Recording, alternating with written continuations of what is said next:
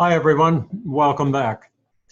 In this recording, I'm going to review Chapter 7 in Parnell's textbook on strategic management.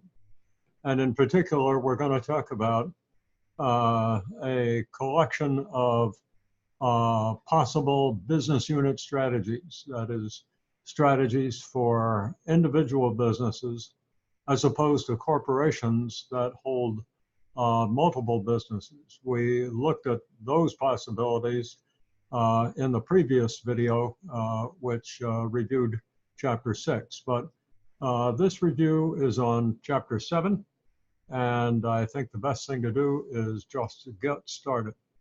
And so that's what I'm going to try to do if I can get it up here on the screen. There it is, I hope. And there we are.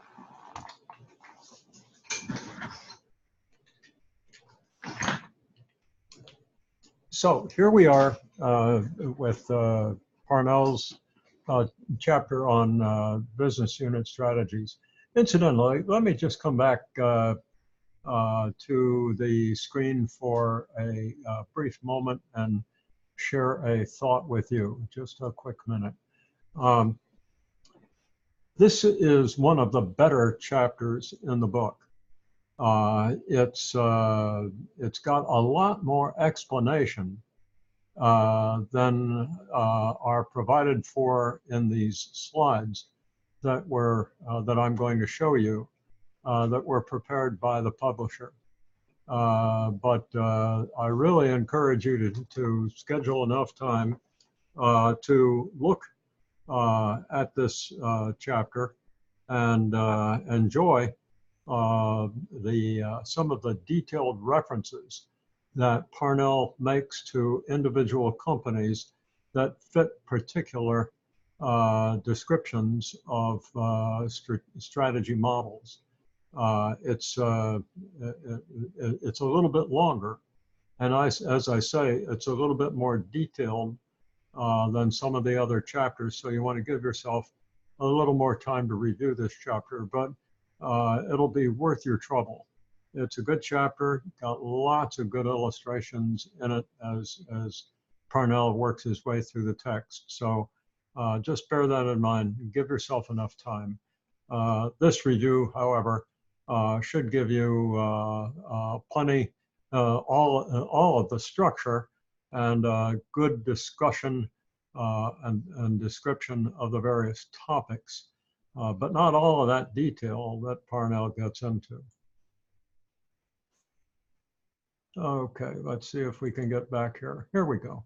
So there are 5 broad topics in this chapter that deal with generic strategies and groups, just broadly what they are. A great deal of time in the chapter is taken to describe Porter's generic strategies, so-called. They're really, as I've mentioned in lecture 3, they're really strategic objectives.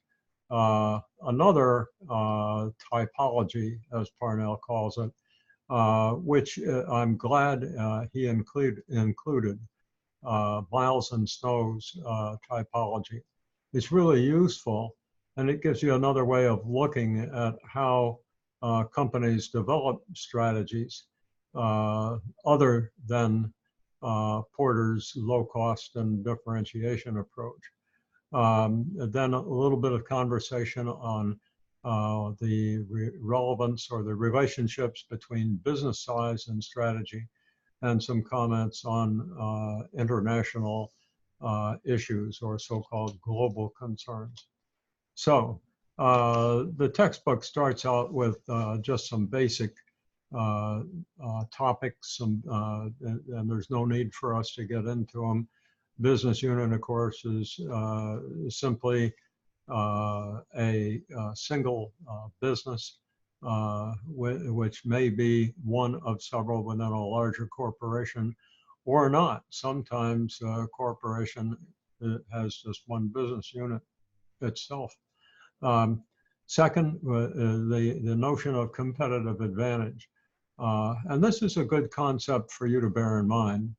A strategy is successful when it's delivering value to the company and it can't be easily duplicated by competitors.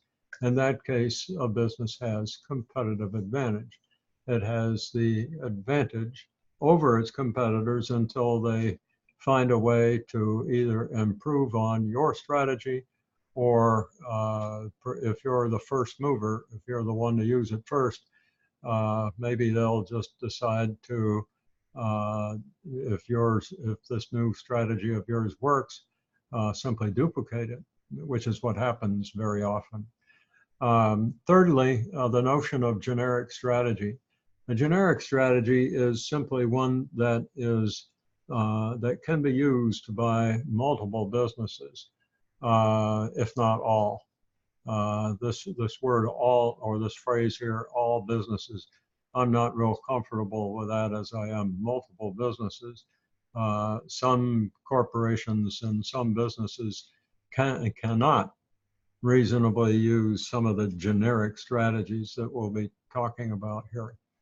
And then finally, a strategic group is a concept given to us by Porter. And it simply refers to the group of companies within an industry that employ a similar strategy. By way of example, in the pharmaceutical industry, you're aware that some companies make generic drugs. They duplicate drugs that other companies develop through their research and development. And the patents run out, and at that point, a completely different kind of strategy is called for, which emphasizes volume, efficiency, low cost, mass distribution, and so forth. Completely different from the kind of strategy that would be used by a business that is in business to develop altogether new drugs or new kinds of drugs, such as the new biological drugs that are being developed, or drugs that try to introduce new genetic compounds to a body to treat a disease that way. So those are groups that of pharmaceutical companies that focus on research and development, as opposed to generic drug companies which don't focus on research and development, but rather on low-cost production and mass distribution. Okay, so here we are beginning to talk about Porter's so-called generic strategies. If you've attended my lecture, I believe lecture number 3 on strategic decision making, you know that I've pointed out that the so-called generic strategies are not really strategies, they're strategic objectives. So one of Porter's generic strategies, so-called, is called least cost, the least cost strategy. And really, it's a collection it's an approach to forming strategy where the objective of the strategy is least cost. So least cost is a strategic objective. Similarly, differentiation, that is the separation of your business, your product, your service, what it is that you deliver to the customer, so that it is unique and sufficiently valuable to the customer that the customer is willing to pay more for it, rather than what they might pay for a product that meets the objective of being produced at a low cost and thereby justifies a low price. So when you see the next slide, table 7-1 in your textbook, bear in mind that we're talking about generic strategic objectives rather than strategy, which is, as you, I hope, have learned in this course by now, all the work in concept, that is the activities that management intends to achieve its goals and strategic objectives, and the rationale for selecting the approach to be taken, rather than alternatives. So these generic strategies are recognizable because they identify different strategic objectives. And here is that table, that exhibit from chapter 7. And you can see that the items in red are the ones that Porter identified initially.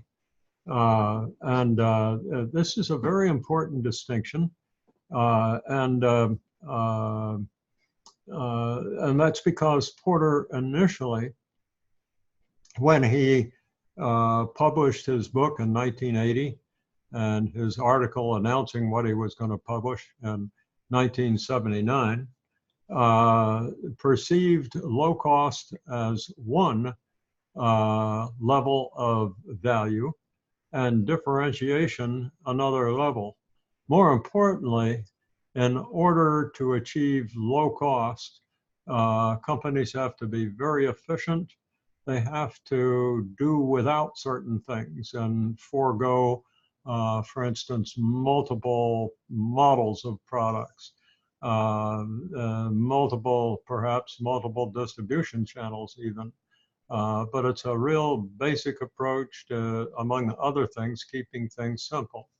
Differentiation is, by definition, not low cost. In order to differentiate, companies have to invest and incur costs, more marketing costs, research and development costs, if we're talking about those drug companies again, and so forth. Porter went on to distinguish a low-cost strategy or a differentiation strategy that is aimed at an entire market that the industry serves. Pharmaceuticals, again, would probably be a pretty good example. On the other hand, several industries serve markets that differ from each other, depending upon where in the world they're located or what segment of the population they're aimed at. Just think of all the different kinds of hotels there are. Some hotels are meant to appeal to real people who want to spend a lot of money and stay in a real classy place. Others are intended to appeal to folks who want a clean place to stay, but not necessarily have to pay as much as that first category. For those of you who do not, haven't seen my bio or don't know me, if you're looking at this on the internet for the first time, I was the first director of corporate planning at Holiday Inn, and came to Holiday Inn at a time where a big change of management occurred, and what we tried to do right away was just figure out what it was that we were offering the market, because lots of new hotel chains had been coming into the market after Holiday Inn got started with this low cost and basic sort of a no frills kind of a product. The same can be done with differentiation. It may be that what appeals to customers in one part of the world doesn't appeal to customers in another part of the world. Just think of how people's dietary preferences differ around the world. So if your company happens to be one like McDonald's or Dunkin' Donuts or some of the other fast food chains, then what you offer, and by the way, Parnell at the end of this chapter describes a whole lot of food service companies that offer different kinds of product, even though their basic business model is fast food. But they offer different menu items to appeal to different tastes in countries around the world. And even, as I recall, he gets into the distinction between tastes in northern India versus southern India, which are dramatically different. So as are their economies. So it's very often important to identify a low cost or differentiation strategy that is most appropriate for the market segment. And the word for market segment that is being used in this slide is niche, a market niche or a market segment. Now something new comes into the picture. And that's the possibility that both low cost and differentiation can be delivered at the same time.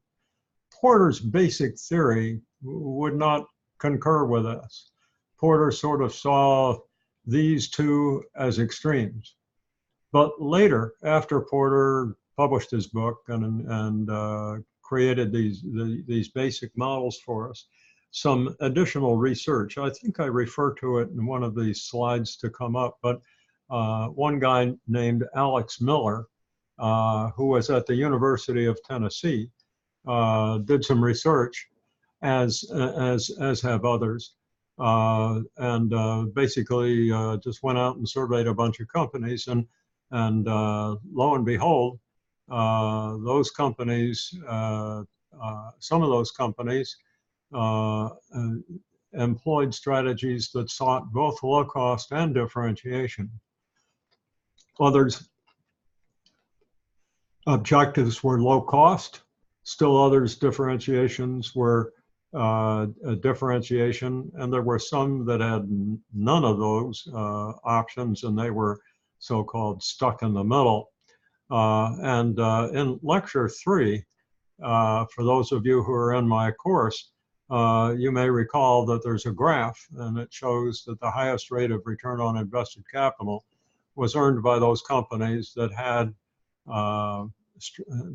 developed strategies for achieving both low cost and differentiation. And this is something that Porter just did not consider when he was doing his original work.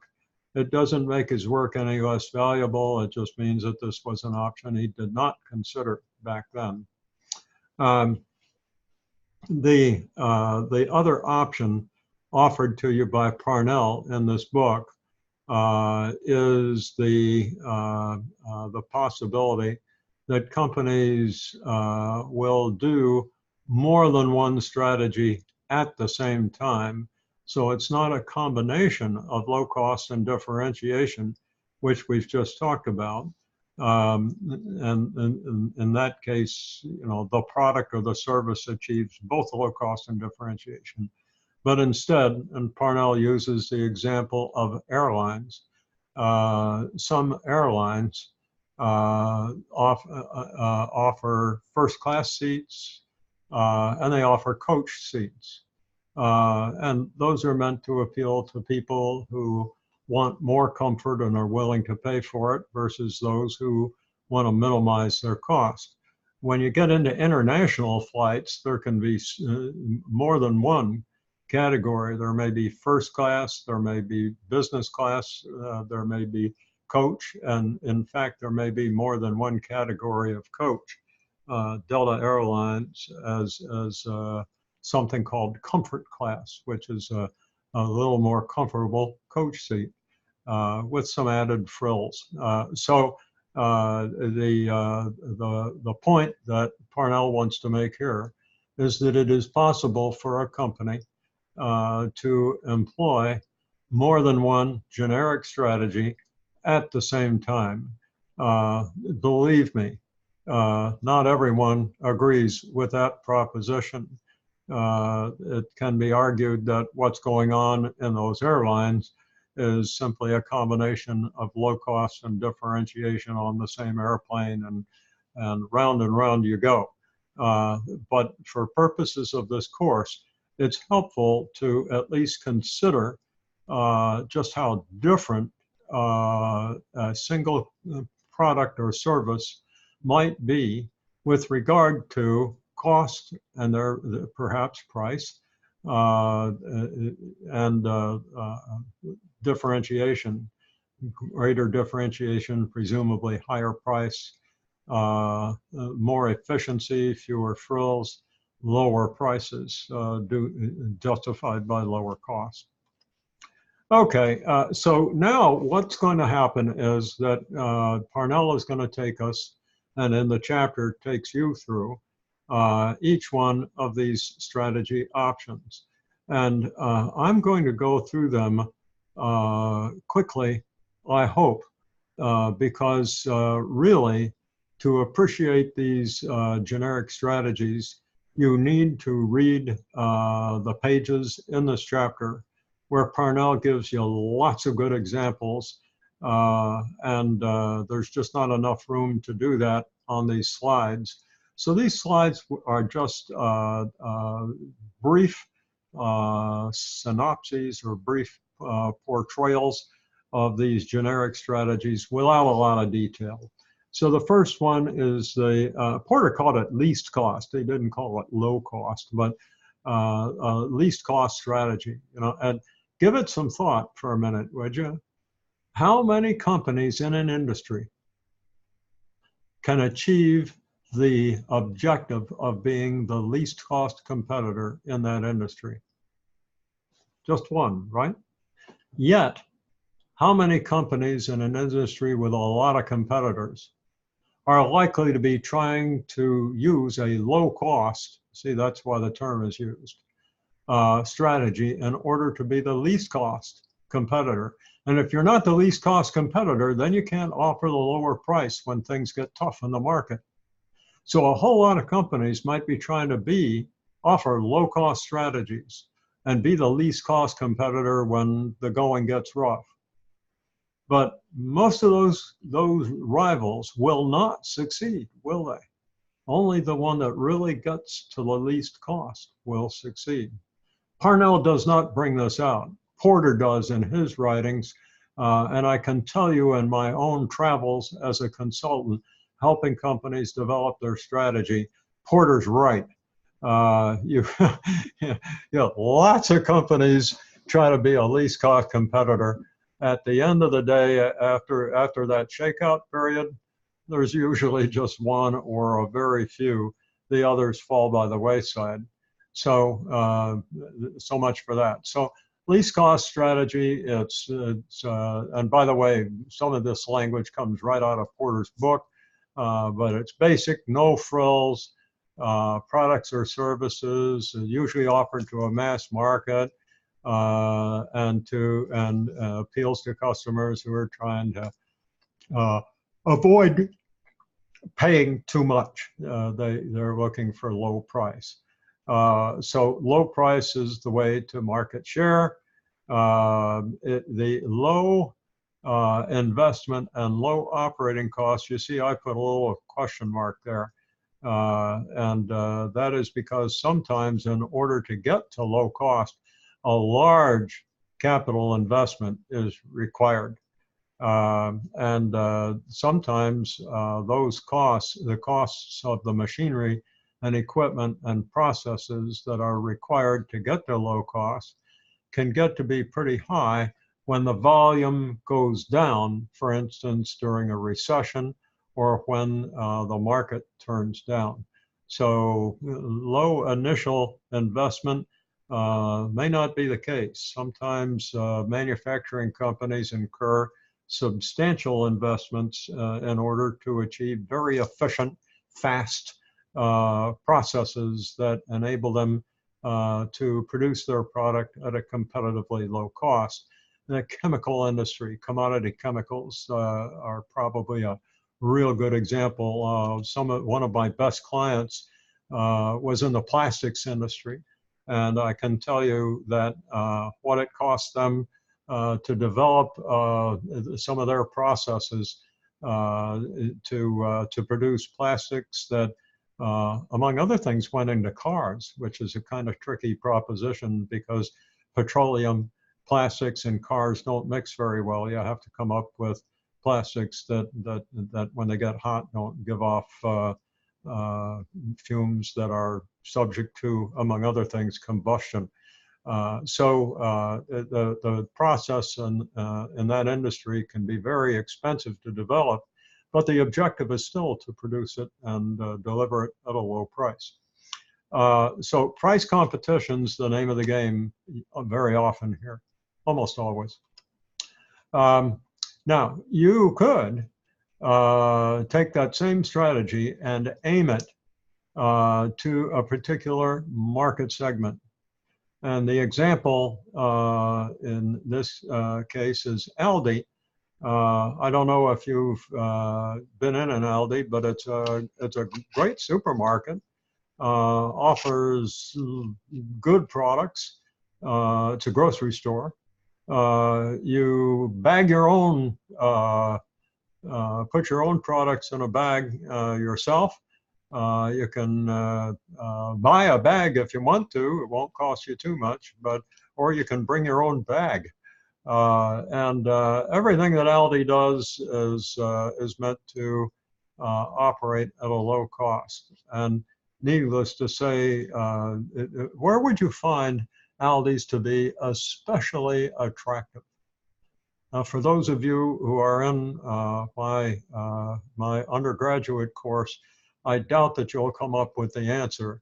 But for those of you who are taking this course as working adults, might come up with it a little faster. It's those retirees, right?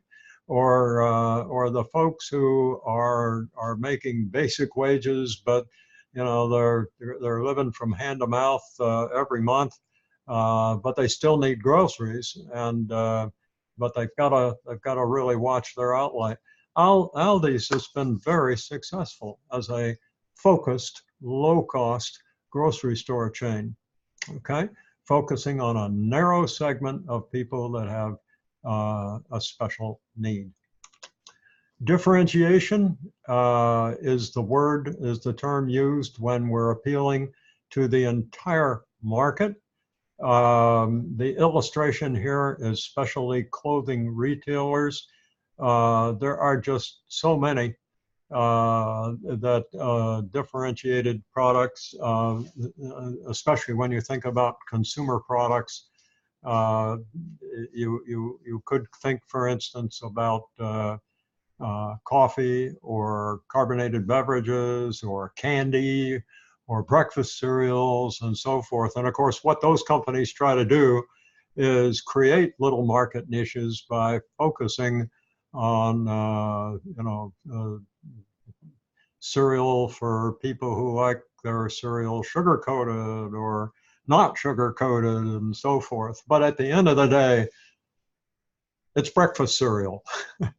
And so, and a breakfast cereal manufacturer can choose to be low cost, and some do, or can be real healthy, high quality stuff and differentiated. And right there, I may have gotten into focusing on different market segments. So it's a matter of degree. In any event, Parnell has chosen specialty clothing retailers, and that is the retailer that offers real high quality clothing. But here again, we can get into market segmentation, can't we? Some clothing retailers focus on sporting goods, sport clothing, and so forth. So these things often are a matter of degree. In any event, when we differentiate, we're aiming at the whole market that the entire industry serves. We're particularly interested in developing new technology, new processes, perhaps using new material. And the essence here is not to make something different. That's not enough. Instead, differentiation has to add value for the customer. And this is what Porter made a lot of, and that Parnell doesn't make enough of. Again, the essence of differentiation isn't that you're different from the other rivals in your industry. That's necessary, but not sufficient. Also necessary is that your product add value that your competitors can't add. And if you can do that, then back to that definition of competitive advantage, your firm will have competitive advantage. You'll be implementing a strategy that others can't implement, or at least for as long as they don't, you have competitive advantage. And because you add greater value, the customer presumably is going to be willing to pay more for it. And you're not going to usually be able to add value at a low cost. Sometimes that can be done, and we'll get into that in a couple of minutes. But normally, and again, this is what the point that Porter made, to get to differentiation requires added cost, and therefore that added additional price is necessary in order to maintain profit margins. Focus differentiation then is simply what it sounds like. You're differentiating, but you're aiming at a particular market niche. I remember some years ago being impressed in the airline industry by a couple of airlines. I did a lot of work out in the Pacific Northwest, in Washington State, Seattle and Spokane and Oregon. There was an airline out there called Alaska Airlines, and it served Alaska and the US West Coast. Later on, it extended its routes into other parts of the United States. But for a long time, it focused on that Alaska West Coast route. And it was differentiated. And it pointed out something to me as well. In all honesty, Alaska Airlines airplanes weren't a whole lot different from other airlines' airplanes. But painted on the tail of those airplanes was an Eskimo. And it worked. It was real obvious that that Alaska Airlines had focused in on the routes, the timing, and the requirements of companies and passengers that traveled between Alaska and the West Coast, and later on Alaska and other markets. And it was very successful. Now, a very similar approach by another airline also serving the West Coast was Hawaiian Airlines. Guess where they served? Yeah, from the West Coast to Hawaii. And of course, they were just commuting. And that turned out that that company had a problem because it was so successful. A couple other airlines decided to serve the Hawaiian market as well, and it got to be real messy. But this is a focused differentiation approach.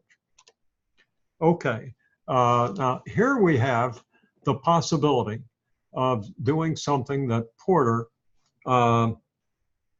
did not contemplate, and that is combining a low cost and differentiation strategy. And you can see that Parnell puts the phrase without cost, without focus rather. So this is a combination strategy, and it's aimed at the entire marketplace. And it's just possible that you can think of these things if you really work at it. There was a drug company that made just a limited line of drugs. I'm not sure. I better not contemplate what it was, because I might guess wrong. But in any event, its products weren't differentiated, but they were all aimed at one particular need, and they were focused very much on that need, marketed in a particular way to everything from patients to doctors who served clients that had that need. And so it was differentiated. The patent had run out. So these pills were produced at low cost. They were marketed in a very certain way so that there was added cost. So both low cost insofar as production is concerned, a little higher marketing expense and distribution expense, and differentiation because this was focused on a particular category of customers. And as you can see on the slide, Parnell acknowledges that this is not a settled matter. There are lots of folks in the strategic management profession who wonder whether this can be done. Alex Miller, a strategic management professor at the University of Tennessee, pretty much settled the matter because he went out and surveyed a bunch of companies. He didn't, a bunch of his graduate students did, I guess. But they categorized companies' strategies, their generic strategies, as low cost, differentiation, low cost plus differentiation, stuck in the middle, and the low cost or differentiation could have been with or without focus, to use Parnell's terms. In any event, Miller found out that indeed there were companies that used both low cost and differentiation at the same time in the same strategy. So the low cost plus differentiation strategy exists. The scope of possibilities isn't limited to just low cost and differentiation. More importantly, or as importantly, Miller's results were pretty amazing because the most profitable companies were the ones that used the combination strategy. Those that had least cost and differentiation strategies at about the same rates of return on invested investment. The least cost strategies were a little bit better, but as I recall, there wasn't a statistically significant difference. And of course, those that had neither, those that were stuck in the middle, they did the worst. So this research bore out Porter's model, but it added something new, and that is the combination. How, Parnell asks, can a company achieve both of these objectives of low cost and differentiation? And he runs through these options and does a good job at it. His number one choice is certainly the right one to choose first, and that's to focus on excellent quality, because those of us who have worked in manufacturing industries, and I've worked more, I think, in manufacturing than service industries, although I certainly have worked in both.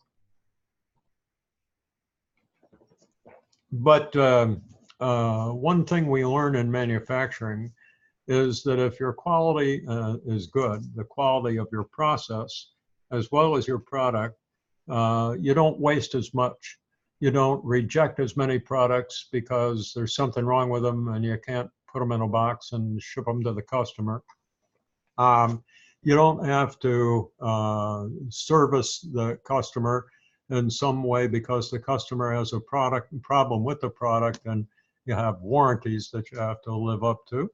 For a whole bunch of other reasons, if you've got a total quality system, if you've got a high quality process, if you've got a low reject rate, your costs are going to be low. Your customers are going to be happier because they place greater confidence in your product and its ability to perform.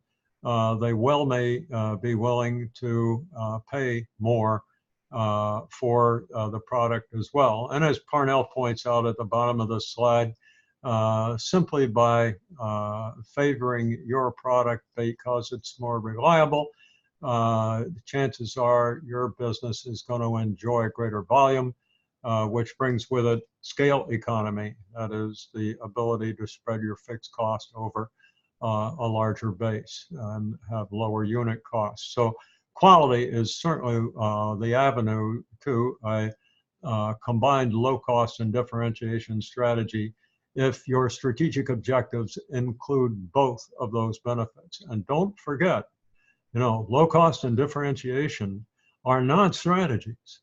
They are the objectives of strategies. And that, regrettably, many of the authors of strategic management textbooks, because they haven't really done it, can't appreciate that it's one thing to state the objective of low cost and differentiation. It's something else entirely to come up with the methods and procedures to make it happen. Okay, here's another way, and that is to differentiate based on low cost. This is stretching an idea, but Parnell makes it, so here it is. But it is certainly true that if your process is very efficient, if you're able to either drive your costs down, or in some cases simply begin as an early entrant in the industry, or as a new entrant with low prices, or with a very low cost process, and then not and then lower your cost, your price rather, commensurate with that cost, you're going to generate a whole lot more volume. And if you enter an industry with unusually low prices, even to the extent that your profit margins aren't as good as they should be, that may enable your firm to achieve high volume and, again, scale economy. So it's the low cost. What's suggested here is that if you have low cost, you can offer low prices, and because your low costs are as low as they are, you can set yourself apart from the competition. Process innovations is more my style of stuff. Whenever you can do whatever is required in this industry to fulfill its mission, and do it with a new approach, the chances are that you're going to offer the customer a different kind of service, perhaps a different kind of product. You may be able to deliver it in a different, better way. But you're going to be more responsive to their needs. And because this process weeds out some of the old ways that reflect prior technology, they may also be lower in cost than prevailing ways of making the product. And Parnell makes the point, although these improvements are normally thought of as lowering costs, they can also enhance product or service differentiation. Quite honestly, I've seen this done in industry quite a bit. And this, in a mature industry, it can give a company competitive advantage because a company reinvents the way in which it does business. And this is not, you can see that I've given, you see with those square brackets down at the bottom, those square brackets indicate that I've added something that wasn't on the slide originally, that the producer provided to folks, to instructors. So, but Parnell does make the point in the chapter of, or no, he doesn't, come to think of it. This is from something else. But in any event, Starbucks figured out that it was taking too long to make these special mixes of coffee, special blends that it's so famous for. because the condiments to do it with were separate from where the counter was where the customer would sit and where the coffee was located.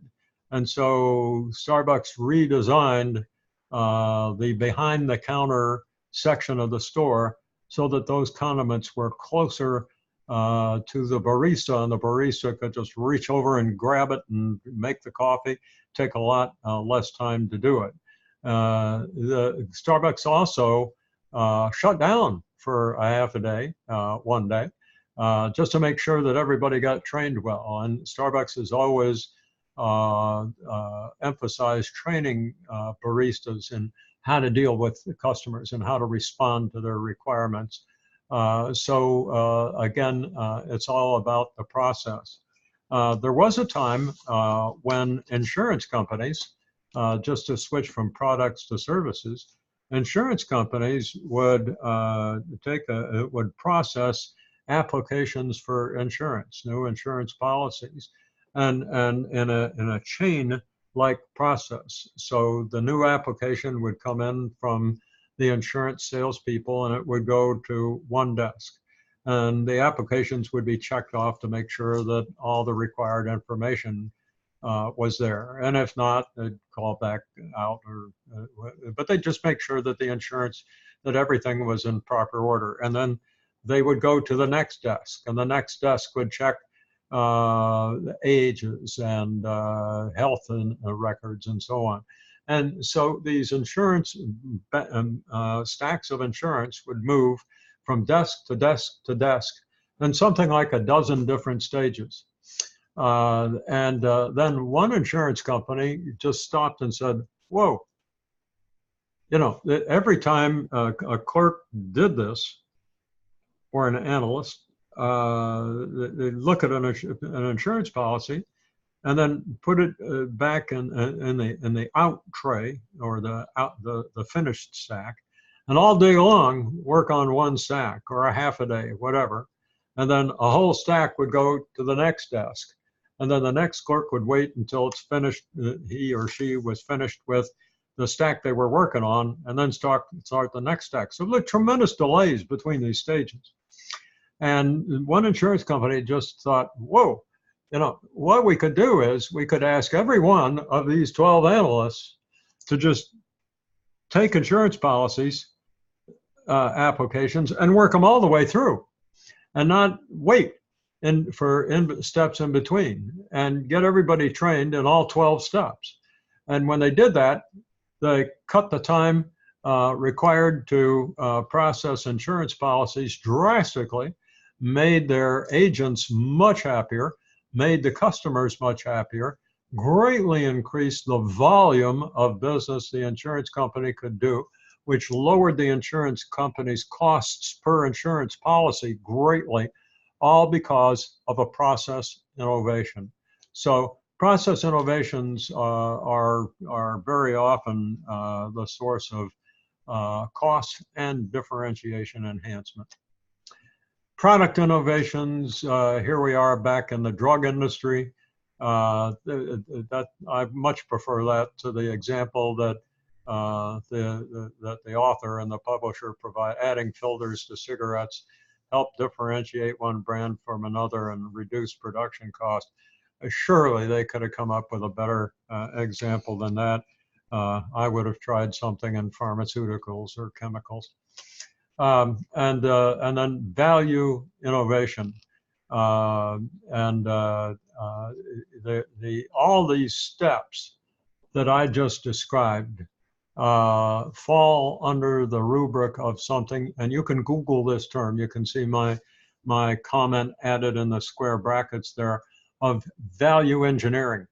Value engineering is something that one of the companies that I worked for, I was vice president of corporate planning and development at Phillips Industries in Ohio. And one of the things that we did periodically was to take a product that had been made for a long time and put it into a team of people who were engineers, salespeople, marketing people, definitely cost accountants, purchasing managers or agents and so forth, but a multidisciplinary team. And just ask them to look at it, ask them, why it's made that way, what goes into it, why those ingredients are used, and so forth. And it was always amazing when we would find out that some lady who maybe she was actually just a clerk who was there to take notes about what the team was working on and what they were finding. And there was this one case where this young lady, a clerk, she just looked at this thing, this electronic apparatus, and it had yellow wire, red wire, blue wire, black wire, white wires, and so forth. And she said, why do we use all these different colors? And the engineer said, oh, Susie, shut up. We always do that because we have to distinguish the wires that go from one unit to another unit and so forth. That's to distinguish the circuits. And another guy said, the production guy said, hey, we don't do that anymore. A long time ago, we started using integral components, and we don't need all these different kinds of wires. One wire will, one color of wire, just one basic kind of wire. That's all we need, whatever the color is. And by stopping the ordering of a half a dozen different colors of coated wire, substantial amount of cost was reduced from this product. So this was a value innovation. It enabled the product to be assembled much faster. The cost of the wire obviously went down because we could buy it in much larger quantities. But it also took a whole lot of these steps to make sure you got the right colored wires in the right places. It was all worthless. It was an out-of-date process. So value innovations can come from steps as simple as that. Other times, value innovations require a whole lot more research and development and technology than the simple example that I offered you. But if you can innovate, the value may go up. In this case, the product could be smaller. It could be fit into a smaller part of the larger assembly that it was made to fit into, save the customer a lot of space, give them a lot of more opportunities to innovate and so forth. So the customer actually was willing to pay more for this improved product, but be that as it may, the cost went down. So the company, the producer, had a higher profit. But very often innovations can be made that improve the performance of the product and thereby justify higher prices. You can take a low-cost differentiation strategy and focus it on a particular market segment, just like you can not focus it.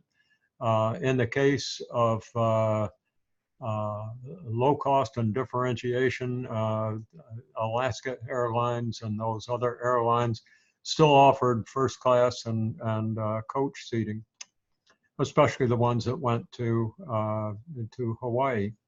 Now, the suggestion in Parnell's book is that more than one strategy can be offered simultaneously and not be considered a combination strategy, because low cost and differentiation aren't being added to the same process or the same product, but they're being done separately. And it's here that Parnell uses the airline example, where first class and coach seating are being offered to two separate markets. And again, there's a debate about this because they're being offered in the same product, the trip and the airplane. But the proposition is made here that more than one strategy can be offered by a company as it appeals to a particular market by appealing to different segments of the market at the same time. And the airline is the example in this case. Okay, this takes us to Miles and Snow strategy framework, and it's simply a completely different one. It's only on 2 pages of the chapter, and I put those pages here for you. But it's a wonderful little framework, and this slide does not do it justice, but Parnell's 2 pages do. He does a very good job of explaining the differences between these strategies. And in this case, the characterization isn't the strategic objective, but rather an analogy, analogical description of who's doing the strategizing. So it's just a completely different conceptual approach. And so there are 4 categories of strategizers, according to Miles and Snow. And by the way, this framework existed before Porter's did. First is prospectors. These are the first movers. These are the ones that are looking to differentiate or perhaps start a whole new industry, new products, new services. They're the ones who are doing the scanning that we talked about in chapter 6, looking out over the blue ocean, if you will, seeing that there's a need that has arisen because of changes in society, changes in politics, growth of and development of new geographic regions perhaps, but looking for new opportunities and being the first to recognize and exploit those opportunities. They're called prospectors. Second is defenders, and they're just the opposite of prospectors. And what they want, and whereas the prospectors are probably differentiators, the defenders are probably low-cost competitors. What they want is a stable market that they can be, see, the prospector is going to take a lot of risk, right? It's a prospector, another name for a prospector could be speculator. Defenders aren't speculators. They can take confidence that the market they're serving is going to be around for a long time. And what they want to do is innovate and do some of that stuff that we just got finished talking about with regard to process or product enhancement, but to do it better, more reliably. Very likely these folks are low-cost competitors. So we've got PepsiCo and Coca-Cola. We've got General Mills, Post cereals, and who's the other one? I can't remember right now. But these are companies that serve stable, mature markets that are going to be there for a long time. Analyzers, according to the way Parnell describes them anyway, are combinations. They're the combination strategy. It's a middle ground between prospectors and defenders. They're very flexible. They come into an industry after the prospectors have done their thing. In the electronic products industry, consumer electronic products, especially in the old days when companies made radios, and of course they still do, and televisions. The idea, and way back when, was to let the innovator, the prospector, develop the new product. And in the process, sometimes the product would be successful, sometimes it would not be successful. Eventually, the prospector would get it right at great expense, and eventually commit a lot of capital to the machinery and equipment that are required to produce the final version, as it were. And then the analyzer comes in, takes a look at the product and says, well, and they do that value engineering thing I just described, saying, we could do this, we could improve this, we could do this easier, we could do it faster, we could get this product to be made in Asia, and so forth.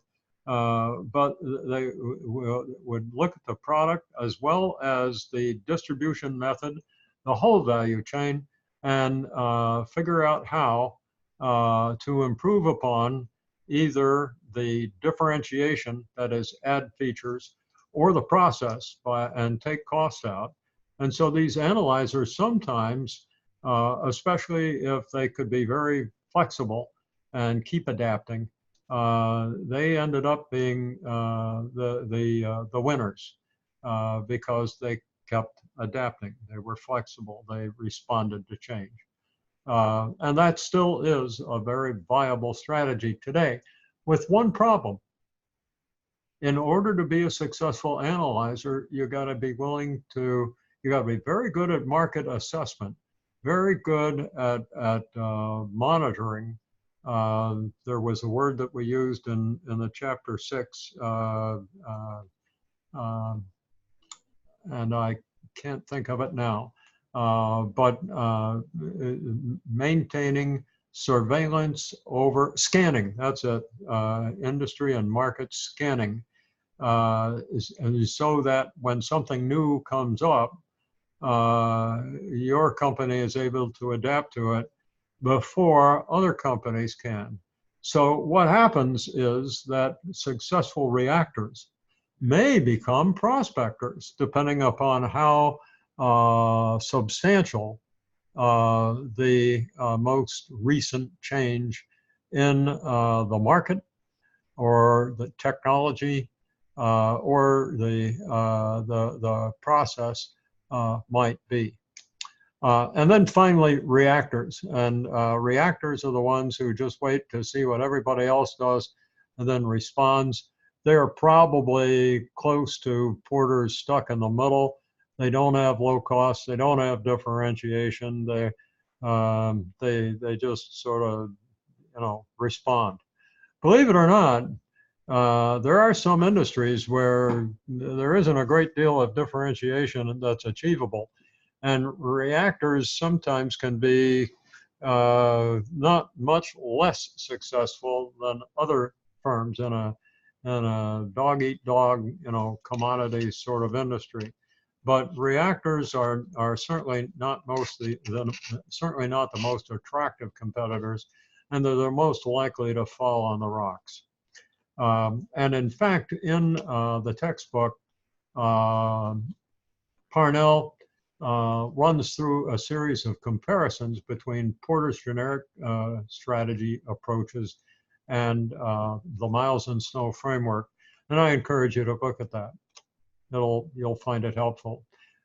In this chapter, Parnell reminds you that you should be doing an analysis of the company that you have chosen to analyze if you're in my course, and that this is a good time to apply the Porter and Miles and Snow typology to identify and describe the strategy of the company you're studying. And later on, Parnell is going to remind us to do something else. and that is to apply this same analysis to your firm's competitors, your primary rivals, because if you don't understand their strategy, it's going to be very difficult for you to come up, or your company, to come up with a competitive strategy that is effective. So this takes us to the notion of business size and strategy. There's a nice little discussion of this in the textbook, but small businesses, of course, have some competitive advantages. They can be fast on their feet, flexible.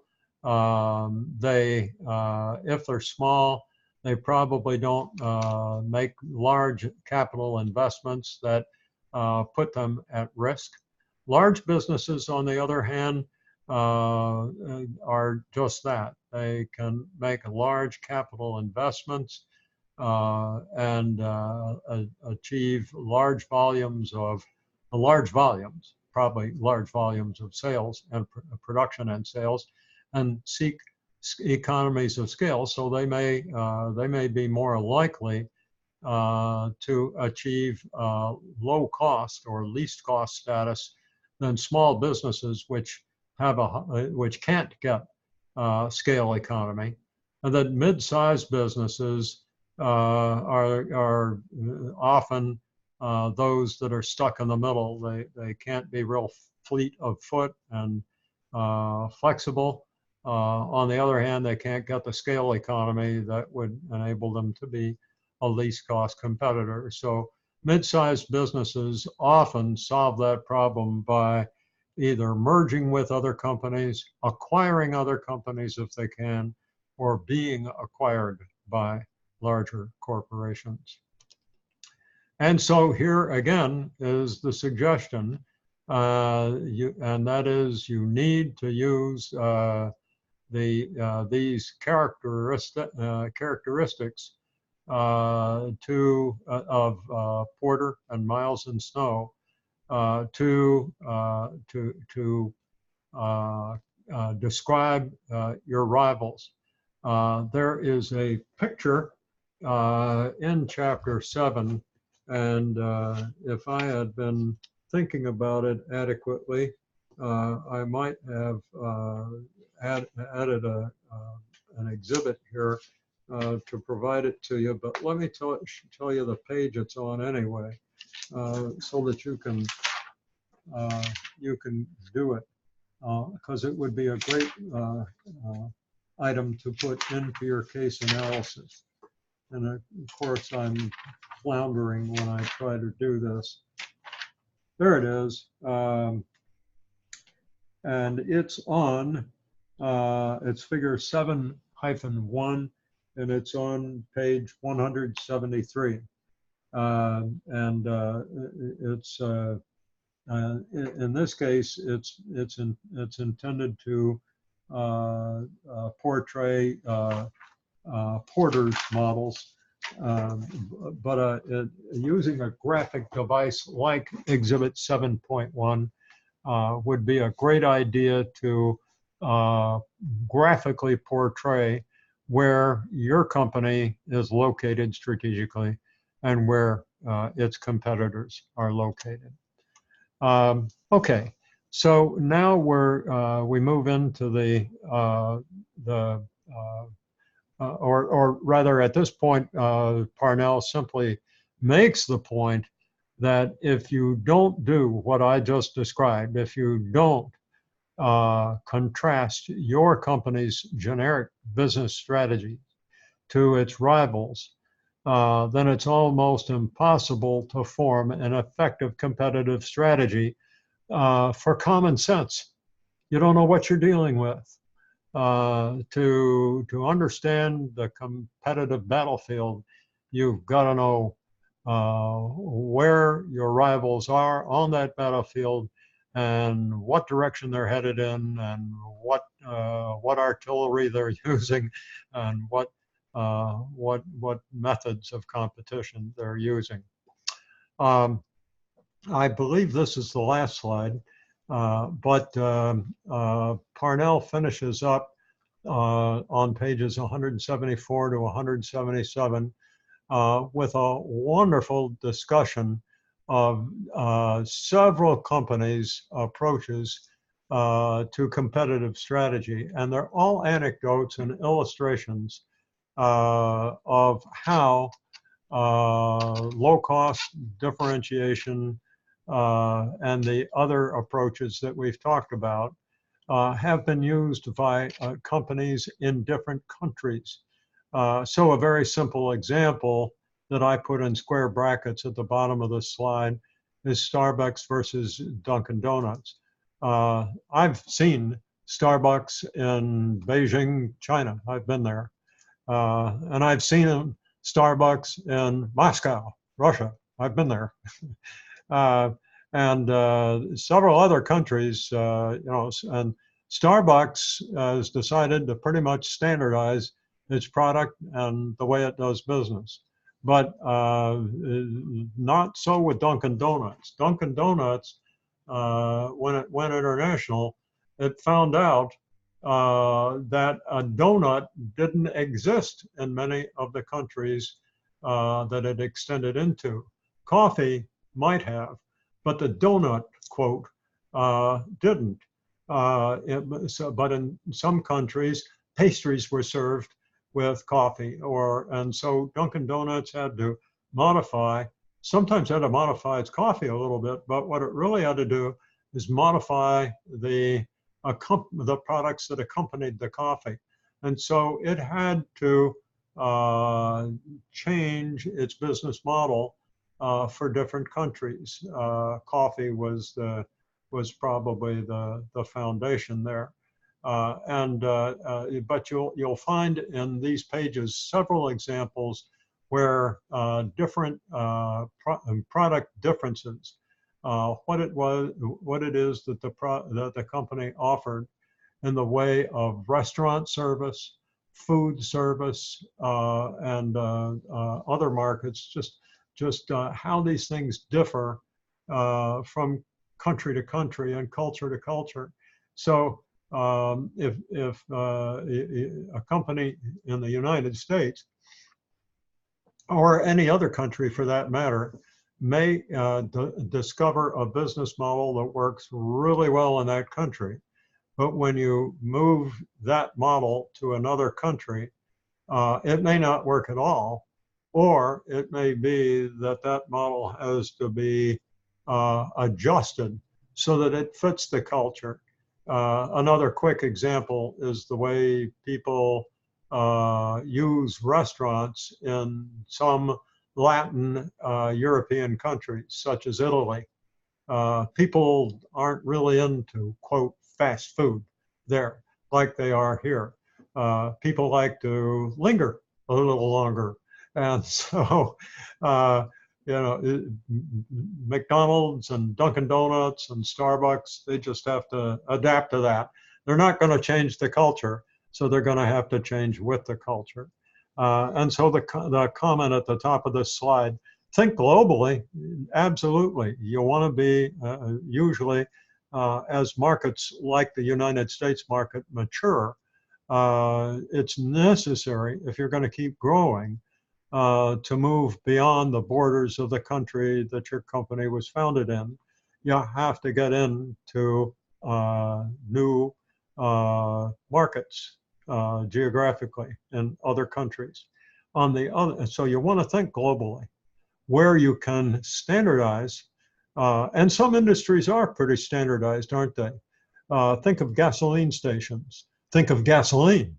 The product is much more costly in Japan, because Japan doesn't have its own reserves of petroleum, than it is in the United States.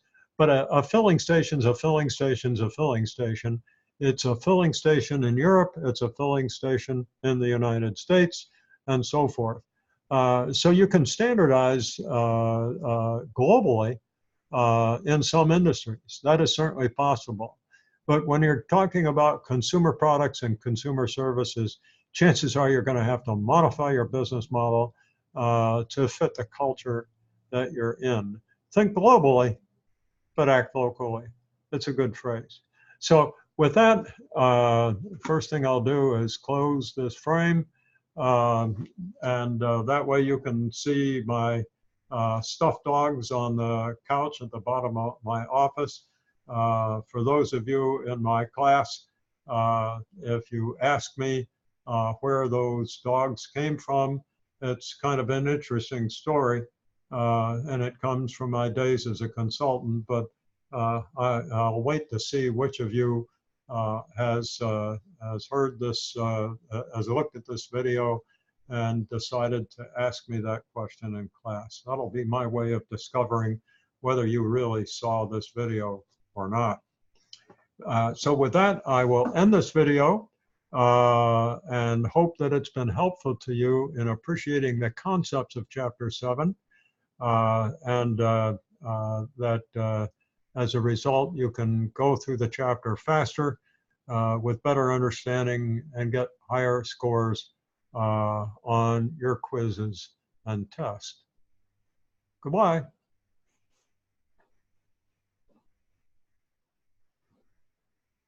I thought I said goodbye.